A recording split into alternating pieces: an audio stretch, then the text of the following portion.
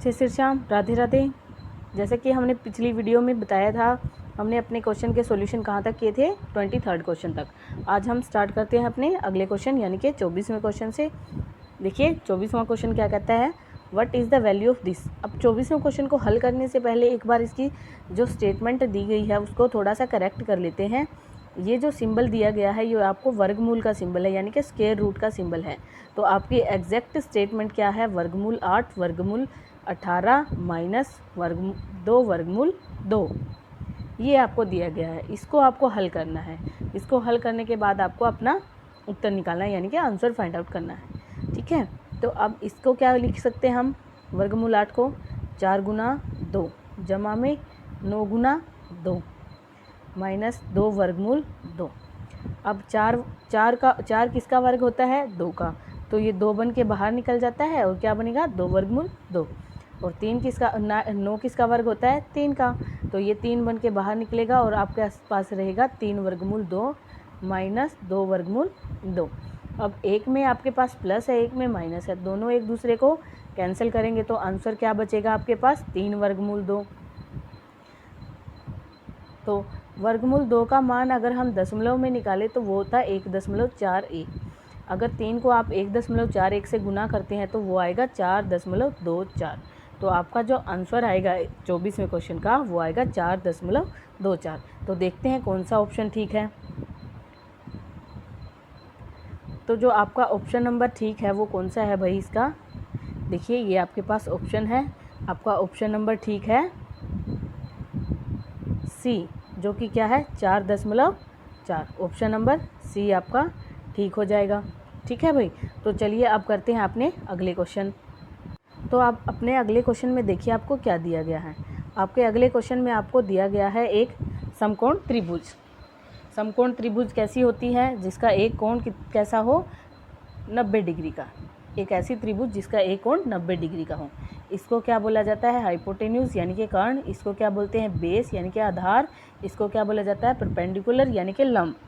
तो इस त्रिभुज में जो आपका कर्ण, आधार और लंब होता है, इन तीनों के बीच एक रिलेशन होता है। वो क्या होता है, कर्ण का स्क्वायर बराबर होता है बेस का स्क्वायर जमा में परपेंडिकुलर का स्क्वायर।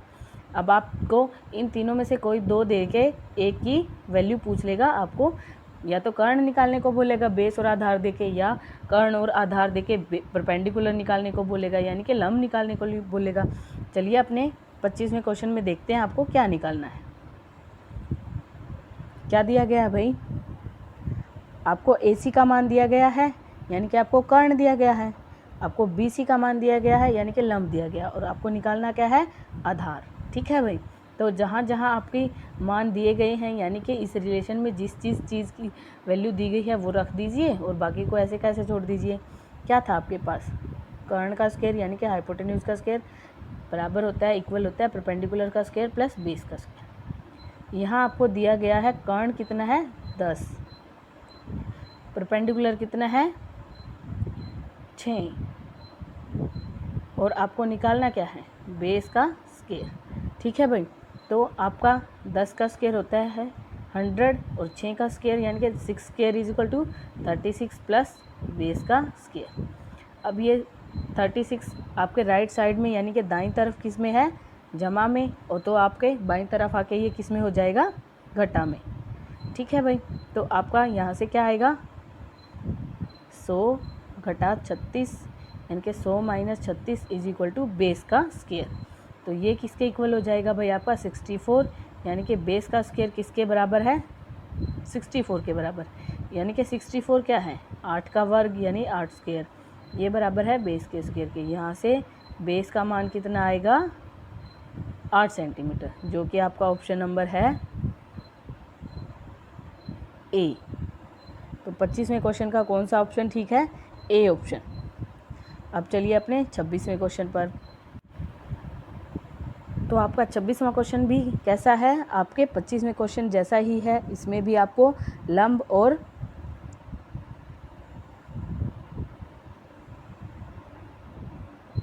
कर्ण की लंबाई दी गई है, आपको आधार निकालना है।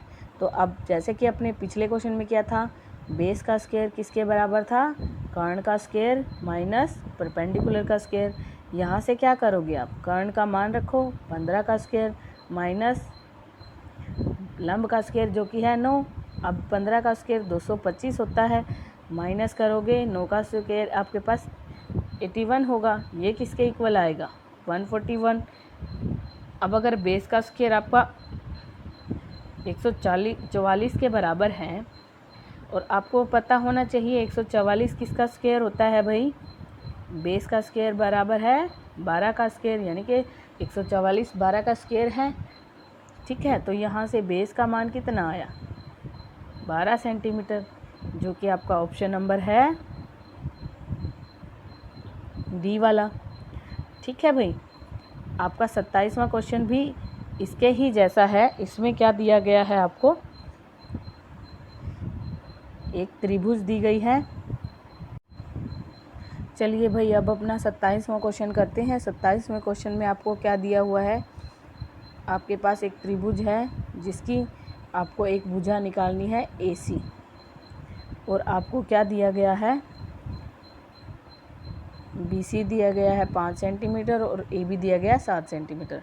और यहाँ से देखिए त्रिभुज कैसी है आपकी, त्रिभुज आपकी है समकोण त्रिभुज। कैसी त्रिभुज है, समकोण त्रिभुज।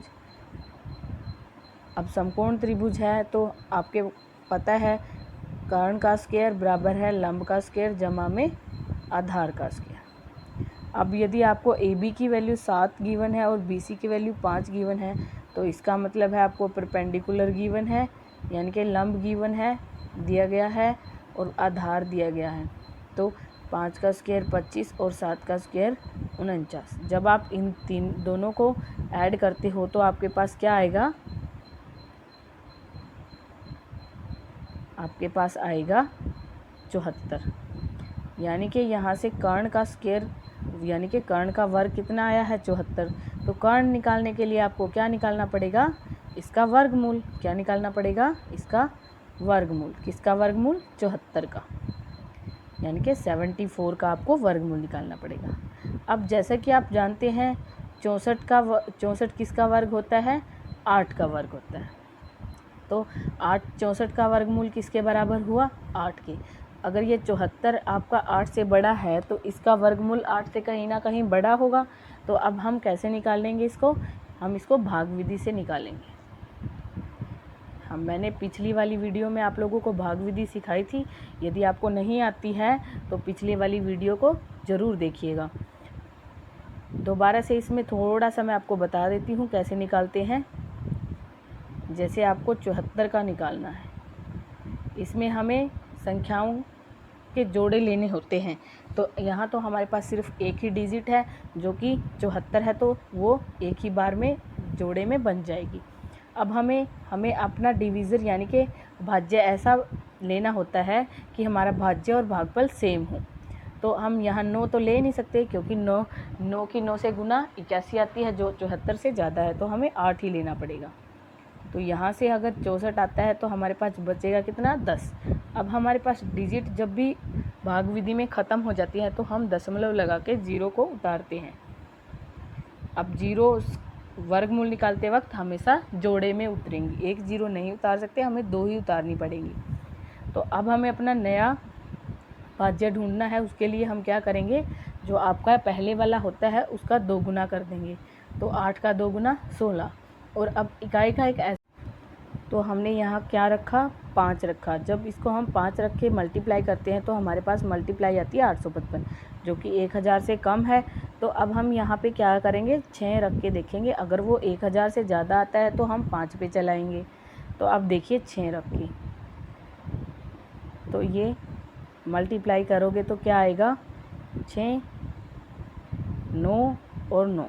देखिए ये 1000 से कम आता है तो हमारा किस पे चला जाएगा, 6 पे चला जाएगा। तो अब हम देखिए किस पे जाएगा, हमारा 6 पे। तो हमारा वर्गमूल क्या आएगा, 8.6, जो कि आपका ऑप्शन नंबर है बी। तो आपके 27वें क्वेश्चन का हल क्या होगा, बी। अब हम चलते हैं अपने 28वें प्रश्न पे। अब हमारा 28वां प्रश्न क्या कहता है हमें, व्हाट इज़ लेंथ L2, हमें L2 की लेंथ बतानी है, यानी कि हमें L2 की लंबाई बतानी है कितनी होगी, यदि हमारे पास L1 और L2 का अनुपात दिया गया है। अब L1 अनुपात L2 तो हमें दिया गया है 2:3 और L1 प्लस L2 हमें दी गई है 2.75। ठीक है भाई, तो हम क्या करते हैं, L1 को मान लेते हैं 2 गुना में x और L2 को मान लेते हैं 3 गुना में x। ठीक है, तो अब यहाँ से हमारे पास क्या होगा,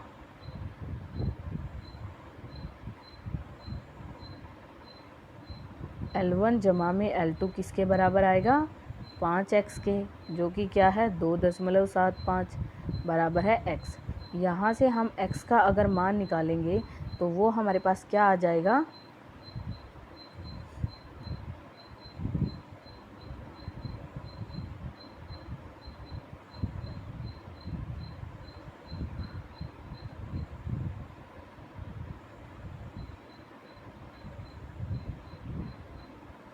तो x का मान क्या आएगा 2.75 भाग में 5, क्योंकि ये 5 यहाँ गुना में था तो बाईं तरफ जाके भाग में हो जाएगा।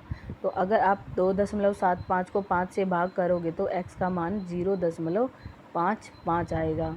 अब x का मान रख दीजिए, जिस भी लेंथ को आपको निकालना है, L2 को निकालना है तो L2 में रख दीजिए, L1 को निकालना है तो L1 में रख दीजिए। हमें क्या निकालना है, हमें L2 निकालना है, इसलिए हम L2 में रख देंगे। तो L2 क्या है, L2 हमारा है 3 गुना में x और 3 गुना में 0.55 करने से हमारे पास क्या आएगा, 1.75, जो कि आपका ऑप्शन नंबर है डी। तो आपके 28वें क्वेश्चन का कौन सा ऑप्शन ठीक होगा, डी ऑप्शन। चलिए अब अपने 29वें क्वेश्चन की तरफ चलते हैं। अब 29वां क्वेश्चन क्या कहता है, यदि एक मैकेनिक को 8 मशीनों को असेंबल करने में 3 दिन लगते हैं तो 64 मशीनों को असेंबल करने में कितने दिन लगेंगे। अब हमें क्या दिया गया है,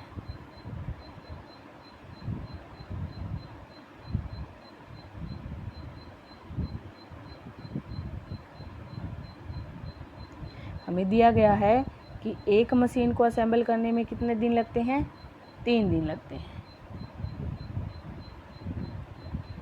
अरे नहीं, 8 मशीनों को लगते हैं भाई, 8 मशीनों को असेंबल करने में कितने दिन लगते हैं, 3 दिन लगते हैं। तो इसका मतलब एक मशीन को असेंबल करने में तो कम समय लगेगा, कम समय लगेगा तो हमें भाग देना पड़ेगा, यानी कि एक मशीन को कितने दिन में असेंबल करेगा, 3/8 दिन में। ठीक है, अब हमें कम का पता है, हमें ज़्यादा का निकालना है। अगर ज़्यादा का पता है, कम का निकालना है तो क्या करोगे, भाग। अगर कम का पता है, ज़्यादा का निकालना है तो क्या करोगे, गुना। यानी कि एक मशीन का पता है हमें 64 का निकालना है तो हम 64 से गुना कर देंगे, तो वो कितना होगा, 3/8 गुना में 64, 8 एकम 8, 8 8 64 और 3 8 जा, यानी कि 3 8 24। तो कितने दिन लगेंगे, 24 दिन। यानी कि उस मैकेनिक को 8 मशीन असेंबल करने में कितना समय लगेगा, 24 दिन, जो कि आपका ऑप्शन नंबर सी है। ठीक है, तो इस क्वेश्चन का आंसर क्या है भाई, सी ऑप्शन। चलिए अब अपने अगले क्वेश्चन की तरफ चलते हैं, जो कि है क्वेश्चन नंबर। अब 30वें प्रश्न में क्या किया गया है आपको, यदि 180 mm व्यास वाला गियर 60 mm व्यास वाले गियर पर जुड़ा है और बड़े गियर का आरपीएम आपको दिया गया है। आरपीएम का मतलब होता है रोटेशन पर मिनट, यानी कि 1 मिनट में वो कितनी बार रोटेट होता है, कितनी बार अपना चक्कर पूरा करता है। ठीक है, बड़े गियर का रोटेशन अगर आपको 60 दिया गया है तो आपको छोटे गियर का रोटेशन निकालना है। अब इसके लिए आप एक बात समझ लीजिए, मान लीजिए ये आपका है बड़ा गियर और इसको एक छोटे गियर के साथ जोड़ दिया गया है, और बड़े गियर की आरपीएम आपको दी गई है, वो कितनी दी गई है, 60। छोटे की आपको निकालनी है। तो अब ये देखिए, बड़ा गियर जब एक बार रोटेशन पूरा करेगा तो वो छोटे गियर को तो एक से ज़्यादा बार रोटेट कर देगा। ठीक है, तो इसके लिए आपको पहले इनकी इनके डायामीटर जो दिया गया है उसका अनुपात निकालना पड़ेगा। तो बड़े वाले का डायामीटर 180 है, छोटे वाले का कितना है 60। तो 0 से 0 कटा, कितना आया 3। इस रेशियो का मतलब क्या है, जब छोटे वाला गियर आपका 3 बार चक्कर लगा लेगा यानी कि 3 रोटेशन पूरी कर लेगा, तब बड़े वाला 1 रोटेशन पूरी करेगा। तो इसका मतलब छोटे वाला बड़े वाले से 3 गुना रोटेट करता है। तो 3 गुना रोटेट करेगा तो छोटे वाले की टोटल आरपीएम कितनी होगी भाई, बड़े वाले से 3 गुना ज़्यादा, यानी कि 3 गुना में 60, जो कि है 180। तो आपका आंसर कितना आया भाई 180, जो कि आपका ऑप्शन नंबर है। देखिए ए और बी में से तो नहीं है। चलिए अब हम चलते हैं सी और डी ऑप्शन की तरफ। यहाँ देखिए अब आपके सी और डी ऑप्शन क्या कह रहे हैं। सी और डी ऑप्शन कहते हैं कि सी 160 है और डी आपका 180। तो हमारा क्या आया था 180 आया था ना, तो हमारा ऑप्शन नंबर कौन सा ठीक हो जाएगा डी। तो आपका 30वां क्वेश्चन का क्या उत्तर होगा डी ऑप्शन। अब चलते हैं हम अपने 31वें प्रश्न की तरफ। अब 31वां प्रश्न क्या कहता है, 31वें प्रश्न में हमें क्या निकालनी है, परसेंटेज निकालनी है किसकी, कॉपर की। यदि हमारे पास कॉपर की मात्रा तो कितनी है 42.3 और आपकी टीन की मात्रा कितनी है 2.7। ठीक है, तो हमें कॉपर का परसेंटेज निकालना है। पहले हमें टोटल निकालना पड़ेगा। तो टोटल अगर हम निकालेंगे तो कॉपर प्लस टीन कितना बन जाएगा 45। जब आप 42.3 में 2.7 यानी कि 2.7 को ऐड करेंगे तो आपके पास आएगा 45। तो कॉपर की परसेंटेज के लिए क्या करो, कॉपर की मात्रा को ऊपर रखो, भाग में करो टोटल मात्रा, यानी कि टोटल कितना अमाउंट है जो कि 45 ग्राम है, किसके बराबर 45 किलोग्राम है, किसके बराबर है भाई वो कॉपर का वेट जमा में टीन का वेट। और परसेंटेज निकालने के लिए क्या करते हैं 100 से मल्टीप्लाई। अब अगर हम यहाँ से डिवाइड करते हैं तो 5 9 जा 45 यानी कि 5 निमा 45 और यहाँ पे क्या आएगा 20। अब यहाँ से ये भाग होगा 9 से, अगर ये 9 से भाग होगा तो क्या आएगा यहाँ पे 4.7। अगर 4.7 को आप 20 से गुना करते हो तो आपके पास आएगा 94 यानी कि 94%, जो कि आपका ऑप्शन कौन सा है बी ऑप्शन। तो आपका 31वें प्रश्न का उत्तर क्या आ जाएगा बी ऑप्शन। कॉपर कितने प्रतिशत होगा 94%। ठीक है भाई, अब चलिए हम चलते हैं अपने 32वें प्रश्न की तरफ। अब 32वें प्रश्न में क्या कहता है, एक motorcycle tyre is sold for ₹300, यानी कि एक मोटरसाइकिल के टायर कितने पे बिका 300 पे बिका। और ये बोल रहा है 300 पर बिकने पर हमें 25% लाभ होता है। ठीक है भाई, 25% लाभ का मतलब है कि उसकी वैल्यू जितनी थी उसका चौथा हिस्सा ज़्यादा पे वो बिका है। ठीक है, यानी कि ऐसे क्वेश्चन को करने के लिए जब भी आपको क्या हो लाभ हो और आपको क्या दिया हो विक्रय मूल्य दिया हो और आपको क्या निकालना हो क्रय मूल्य। इस प्रश्न में आपको लाभ दिया है, विक्रय मूल्य दिया है, आपको निकालना है क्रय मूल्य। उसके लिए एक सीधी सी ट्रिक होती है, आप क्या करेंगे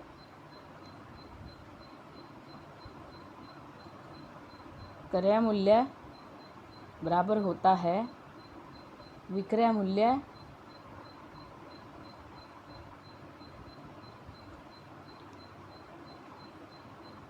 गुना में 100 भाग में 100 जमा में लाभ प्रतिशत।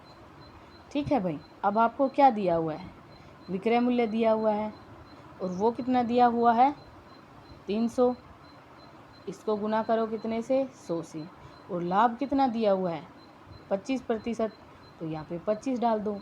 अब इसको हल कर लो, इसको हल कैसे करोगे 300 गुना में 100 और भाग में 125। अब सभी 25 पे जा रहे हैं तो 25 पंजा 125, 25 चौका 100 और 5 छिक्का 30, ये आ गया 60। 60 को जब आप 4 से गुना करोगे तो आपका आंसर क्या आएगा 6 चौका 24 यानी कि 240। यानी कि उस वस्तु का क्रय मूल्य कितना था 240, जो कि आपका ऑप्शन नंबर कौन सा है भाई, देख लीजिए, आपका ऑप्शन नंबर है सी। तो आपके 31वें प्रश्न का उत्तर क्या होगा, सी। ठीक है भाई। हाँ, अगर ऐसे ही क्वेश्चन में आपको हानि दे दी जाए, क्या दे दिया जाए, हानि, तो आप क्या करोगे, जो ये आपका फॉर्मूला था ना, क्रय मूल्य बराबर है विक्रय मूल्य गुना में 100, 100 जमा में लाभ, अगर लाभ होता है तो जमा कर दीजिए, और अगर हानि हो जाती है किसी केस में तो क्या करिएगा 100 घटा में हानि कर दीजिएगा। यही आपका उत्तर, इससे आपका उत्तर निकलाएगा। ठीक है भाई। चलिए अब अपने अगले प्रश्न की तरफ। प्रश्न संख्या 33। अब 33वें प्रश्न में आपको दिया गया है 18.5%। क्या दिया गया है, 18.5%। आपको इसको डेसिमल में बदलना है, यानी कि दशमलव में बदलना है। जब भी आपको ये प्रतिशत का साइन हटाना होता है तो आप क्या करते हो, 100 से चुपचाप उस दिए गए प्रतिशत को भाग कर देते हो। क्या कर देते हो, भाग कर देते हो। तो अब हम यहाँ से क्या करेंगे, अगर हम प्रतिशत को हटाना चाहते हैं तो हमें 18.5 को किससे भाग करना पड़ेगा, 100 से। जब भी आपके पास भाग में ऐसी संख्याएं हों जो 10 की मल्टीपल है, यानी कि जैसे 10, 100, 1000, 10,000, तो आप दशमलव को क्या करते हो, उतनी ही जगह आप बाएं तरफ ले जाते हो जितनी आपके हर के अंदर जीरो हैं। कितनी जीरो हैं भाई, 2। तो हम दशमलव को 2 स्थान छोड़ के बाएं की तरफ लेके जाएंगे तो ये कहाँ चला जाएगा, 1 के आगे, यानी कि 0.185। तो ये वाली संख्या क्या होगी, 0.185, जो कि आपका ऑप्शन नंबर है ए। तो आपका ये था 33वां क्वेश्चन, ऑप्शन नंबर ए आपका सही उत्तर है। यानी कि परसेंटेज को हटाने के लिए 100 से भाग करना पड़ता है। तो 100 से जब भी आप भाग करोगे तो दशमलव आपका क्या हो जाएगा, बाईं तरफ उतने ही स्थान छोड़ देगा जितने ही नीचे आपके हर में जीरो है। ठीक है, 2 जीरो हैं तो 2 स्थान छोड़ देगा। अब चलिए अपने अगले प्रश्न की तरफ। अब देखिए आपका अगला प्रश्न किसका है, साइंस का, यानी कि विज्ञान से संबंधित है, जिसमें आपको नॉन मेटल बतानी है। अब देखिए आपको क्या क्या ऑप्शन दिए गए हैं। अब देखिए अपने 34वें प्रश्न पे, which one of is non metal. अब इन चारों ऑप्शन में से आपको बताना है कौन सी नॉन मेटल यानी अधातु है। पारा भी आपकी धातु होती है, लोहा भी आपकी धातु होती है, पीतल में भी आपकी धातु होती है। जो आपका ग्रेफाइट होता है ये एक कार्बन का ओर होता है, कार्बन की टाइप होती है, और ये आपकी धातु नहीं होती, अधातु होती है। तो आपका ऑप्शन नंबर कौन सा ठीक होगा, बी।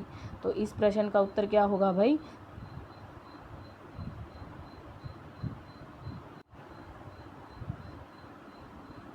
तो देखिए अपना 34वां प्रश्न। 34वें प्रश्न में आपको क्या करना है, ये बताना है कि आपकी दी गई चारों ऑप्शंस में से कौन सी अधातु है। तो देखिए पहले आपको पारा दिया गया है, पारा भी आपकी धातु होती है, आयरन की भी आपकी धातु होती है, ब्रास भी आपकी धातु होती है। तो अब इसके अंदर से आपको क्या छांटना है, ये छांटना होता है कि अधातु कौन सी है। तो जो आपका बी ऑप्शन है ना, ग्रेफाइट, ये कार्बन का टाइप होता है, यानी कि कार्बन का उपरूप होता है। तो ये आपकी क्या होती है, अधातु। ठीक है भाई, तो ये आपकी अधातु है। तो अब चलिए अपने 35वें प्रश्न की तरफ। 35वें प्रश्न में क्या बोला गया है, which metal contain iron as the major content. अब इनमें से जो आपको 4 धातुएं दी गई हैं उनमें से आयरन सबसे ज़्यादा किसके पास है। तो सबसे पहले आपको दिया गया है पीतल धातु, फिर ब्रोंज दी गई है, फिर जिंक दी गई है, फिर फेरस दिया गया। अब जैसा कि नाम से ही पता चल रहा है लोह धातु, लोह धातु है यानी कि लोहे का ही कुछ ना कुछ है, तो इसके अंदर ही सबसे ज़्यादा मात्रा में लोहा मिलेगा। तो इसलिए आपका ऑप्शन नंबर डी करेक्ट है। ठीक है भाई, चलिए अपने अगले प्रश्न की तरफ, जो कि आपका 36वां प्रश्न है। उसमें क्या दिया गया है, अब इसमें आपको 35वें प्रश्न का उल्टा बताना है, जिसके अंदर लोहा ना हो। देखो फेरस मेटल है, जो ये फेरस आता है ना, ये हमेशा आयरन के लिए यूज़ होता है, यानी कि लोहे के लिए यूज़ होता है। अगर फेरस है तो लोहा होगा ही होगा। ठीक है, अब नॉन फेरस आ गया तो इसका मतलब इसके अंदर लोहा छोड़ के कुछ भी हो सकता है। तो इसका मतलब हमें वही बताना था ना जिसके अंदर आयरन ना हो। तो आयरन किसके अंदर नहीं होगा, नॉन फेरस के अंदर। तो आपका बी ऑप्शन करेक्ट हो गया। तो अब चलिए आपके अगले प्रश्न की तरफ, जो कि आपका 37वां प्रश्न, which one of the following properties the mechanical properties of the metal. अब जो धातुएं होती हैं उनके कुछ यांत्रिक गुण होते हैं, यानी कि आपने भी देखा होगा जो धातुएं हैं आप उनको पीट पीट कर पतली पतली चादरों में बदल सकते हैं। उनको अगर आप डक्टाइल करते हैं, डक्टिलिटी का मतलब होता है तन्यता, तन्यता का मतलब होता है उनको खींच खींच कर लंबे लंबे तारों में बदल सकते हैं। और जैसे धातु क्या करती है, उसके ऊपर अगर आप किसी भी चीज़ से वार करते हो या उसके साथ किसी भी चीज़ को टकराते हो तो आवाज़ें पैदा करती हैं। ये जो सभी प्रॉपर्टीज़ होती हैं ये उसकी मैकेनिकल प्रॉपर्टी होती है। तो आप इनमें से देखिए, ये जो आपकी कोरोजन और स्ट्रक्चर और ये फ्यूजिबिलिटी है, ये सारी उसकी केमिकल प्रॉपर्टी होती हैं। कैसी प्रॉपर्टी होती है? रसायन विशेषताएं। हमें सिर्फ बतानी है यांत्रिक विशेषता। तो जो आपकी डक्टिलिटी है यानी कि तन्यता है, इसके थ्रू हम धातुओं को लंबे लंबे तारों में बदल पाते हैं। यही उसकी कौन सी है? चारों में से यांत्रिक उसका गुण है। ठीक है भाई। अब चलिए अपने अगले प्रश्न की तरफ। Which is the brittle metal? हमें बताना है इनमें से ब्रिटल मेटल कौन सी है। जो आपका भंगूर होता है, भंगूर ऐसा होता है जो आप आसानी से जिसको फ्रैक्चर कर सको, जिसको तोड़ उसको। भंगूर यानी कि कच्चा लोहा। जो आपका कच्चा लोहा होता है उसको आसानी से थोड़ा सा तोड़ा जा सकता है। तो इनमें से आपका जो भंगूर मेटल है वो क्या है? Cast iron. जो आपका ऑप्शन नंबर ए है वही आपका करेक्ट आंसर है भाई। अब चलिए अपने 39वें प्रश्न की तरफ, यानी कि 39वां प्रश्न क्या कहता है? Which mechanical property of a metal offer resistance to the elastic deformation in a cutting rule? यानी कि जब भी आप किसी भी धातु को काटते हो तो आपको उसके अंदर एक रेजिस्टेंस यानी कि आपको एक प्रतिरोध महसूस होता है। वो प्रतिरोध किस प्रॉपर्टी के कारण होता है? उसकी कठोरता के कारण यानी कि हार्डनेस के कारण। तो आपका ऑप्शन नंबर सी करेक्ट हो जाएगा। ठीक है, तो इसका ऑप्शन नंबर सी सही उत्तर होगा। अब चलिए अपने 40वें प्रश्न की तरफ। आपका 40वां प्रश्न क्या कहता है? Which property of a metal enable to formation of permanent deformation without fracture? अब इसके अंदर क्या है कि कुछ धातुएं ऐसी होती हैं अगर हम उन पर कुछ बल लगाएं तो वो अपनी अवस्था को सदैव के लिए बदल लेती हैं। उस प्रॉपर्टी को क्या बोला जाता है? सुघट्यता यानी कि प्लास्टिसिटी। क्या बोला जाता है? प्लास्टिसिटी। तो ये आपका ऑप्शन नंबर बी ठीक हो जाएगा। अब चलिए 41वें प्रश्न की तरफ। 41वें प्रश्न में क्या कहा गया है कि भाई धातु का कौन सा गुण बल लगने पर वरूप तथा बल हटाने पर वापस पूर्वावस्था में आने की क्षमता रखता है? जैसे आप लोगों ने देखा होगा जब भी आप लोग स्प्रिंग को एक्सपेंड करते हैं यानी कि स्प्रिंग को खींचकर लंबा करते हैं तो वो लंबा दिखता है, लेकिन जब भी आप उस पे से अपना फोर्स हटा देते हैं, बल हटा देते हैं, तो वापस से वही अपनी पहले वाली अवस्था में आ जाता है। तो वो किसके कारण होता है? वो होता है उसके अंदर इलास्टिसिटी के कारण। किसके कारण होता है भाई? इलास्टिसिटी। यानी कि इलास्टिसिटी क्या है? प्रत्यवस्था यानी कि पूर्ण रूप से अपनी पहले वाली अवस्था में वापस आ जाना। तो इसका ऑप्शन नंबर सी करेक्ट हो जाएगा। अब चलिए अपने 42वें प्रश्न की तरफ। 42वां प्रश्न आपको क्या कहता है? Which property of a metal possess by it melts when heat is applied? यानी कि इसमें क्या पूछा गया है भाई? आपसे ये पूछा गया है कि अपनी धातु की वो प्रॉपर्टी यानी कि वो विशेषता बताइए जिससे अगर हम उसको हीट यानी कि ऊष्मा प्रदान करें तो वो पिघल जाती है। तो वो क्या होगी? तो देखिए ये आपके चारों ऑप्शन है प्रश्न नंबर 42 के। कौन सी प्रॉपर्टी होगी जिसके कारण धातु आपकी पूर्ण रूप से पिघल जाएगी? वो क्या होगी? ऑप्शन नंबर सी फ्यूजिबिलिटी यानी कि गलनीयता। इसके कारण इस प्रॉपर्टी के कारण कोई भी धातु जब उसके अंदर उसको हीट प्रोवाइड की जाती है या उसको बहुत ज़्यादा हीट पर गर्म किया जाता है तो वो पिघलकर लिक्विड फॉर्म में आ जाती है। उसको क्या बोलते हैं? फ्यूजिबिलिटी। चलिए अब अपने अगले प्रश्न की तरफ जो कि है प्रश्न number 43। Which alloy used in electrical lamp as filament? तो आपकी जो अलॉय होती है, जो उपधातु होती है, वो मिश्रित धातु जो होती है वो टंगस्टन होती है, जो आप अपने घरों में बल्ब के अंदर फिलामेंट के रूप में देखते हो। उसका नाम क्या होता है? टंगस्टन। आपका ऑप्शन नंबर सी करेक्ट हो जाएगा। अब चलिए अपने 44वें प्रश्न पर। 44वां प्रश्न आपको क्या कहता है? अब इसने पूछा है which metal contained in brass? जो आपकी ब्रास मिश्र धातु होती है उसके अंदर कौन कौन सी धातुएं होती हैं? तो उसके अंदर आपकी दो धातुएं होती हैं, एक तो कॉपर होती है Cu और एक होती है जिंक Zn। तो आपका ऑप्शन नंबर कौन सा है? सी करेक्ट हो जाएगा, कॉपर एंड जिंक। ठीक है भाई। चलिए अब चलते हैं अपने अगले प्रश्न यानी कि 45वें प्रश्न की तरफ। 45वां प्रश्न आपको क्या कहता है? Which cast iron can not be welded. यानी कि आपने देखा होगा अपने आसपास लोहे की दुकान वगैरह पे जब भी आप जाते हो आयरन की किसी भी चीज़ पर वेल्डिंग हो रही होती है, तो हमें बताना है किस तरीके का लोहा होता है जिसकी वेल्डिंग नहीं कर सकते, किस तरीके का लोहा होता है जिसकी वेल्डिंग नहीं की जाती। देखिए आपके ऑप्शन क्या क्या है, grey cast iron, white cast iron and malleable cast iron and nodular cast iron. तो आपका जो लोहा है जिसकी वेल्डिंग नहीं होती वो होता है भाई वाइट कास्ट आयरन। इस लोहे की आप क्या नहीं कर सकते, वेल्डिंग नहीं कर सकते। ठीक है भाई। अब चलिए आपका अगला प्रश्न क्या कहता है, which metal can not be forged. इनमें से जो आपको ऑप्शन दिए गए हैं चारों, उनमें से चारों में से कौन से को फ्रोज्ड नहीं किया जा सकता। तो इसका ऑप्शन नंबर डी करेक्ट हो जाएगा, कास्ट आयरन। जो आपका कास्ट आयरन ढलवा लोहा होता है उसको फ्रोज्ड नहीं किया जा सकता, उसकी जाली नहीं बनाई जा सकती। ठीक है भाई। अब चलिए अपने अगले प्रश्न की तरफ चलते हैं, वो है आपका प्रश्न संख्या 47 यानी कि 47। तो अब आपके 47 क्वेश्चन में आपसे क्या पूछा गया है, आपसे पूछा गया है which metal is widely used for making casting of machinery part. यानी कि इनमें से कौन सी आपकी आयरन की जो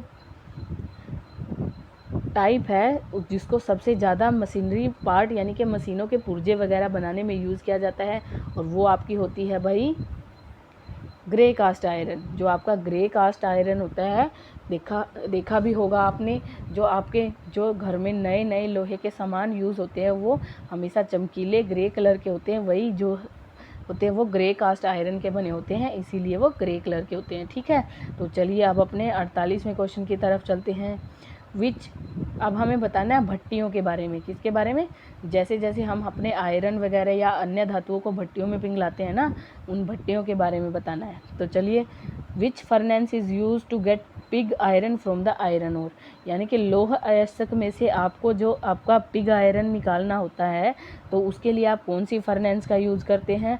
इसके लिए हम ब्लास्ट फर्नेस का यूज़ करते हैं, यानी कि ऑप्शन नंबर सी करेक्ट हो जाएगा आपका। ठीक है भाई। चलिए अब अपने अगले प्रश्न की तरफ। अब आपका आ गया प्रश्न संख्या 49। इसके अंदर पूछा गया है which furnace is used to obtain cast iron. तो आपका देखो, आपका जो पिग आयरन है उसके लिए तो ब्लास्ट फर्नेस यूज़ होती है, और आपका जो कास्ट आयरन है उसके लिए कौन सी फर्नेस यूज़ होती है, कपोला, CUPOLA। कपोला भट्टी का नाम है जो यूज़ होती है क्या करने के लिए, कास्ट आयरन बनाने के लिए। ठीक है भाई। अब चलिए अपने आज के आखिरी प्रश्न यानी कि प्रश्न संख्या 50 की जगह 50 की तरफ। What is the other name of low carbon steel. हमें बताना है जो आपकी कार्बन स्टील की टाइप होती हैं उनमें जो लो कार्बन स्टील है उसका दूसरा नाम क्या है। ठीक है भाई। तो देखिए ये आपके ऑप्शन है प्रश्न संख्या 50 के।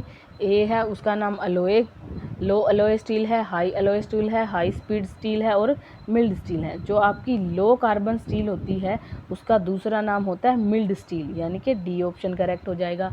तो अब देखिए आज हमने अपनी इस वीडियो में किए हैं क्वेश्चन नंबर 23 से 50। तो आज अभी हम यहीं तक करेंगे, बाकी के जो प्रश्न हैं वो हम अपनी अगली वीडियो में करेंगे। तब तक के लिए धन्यवाद।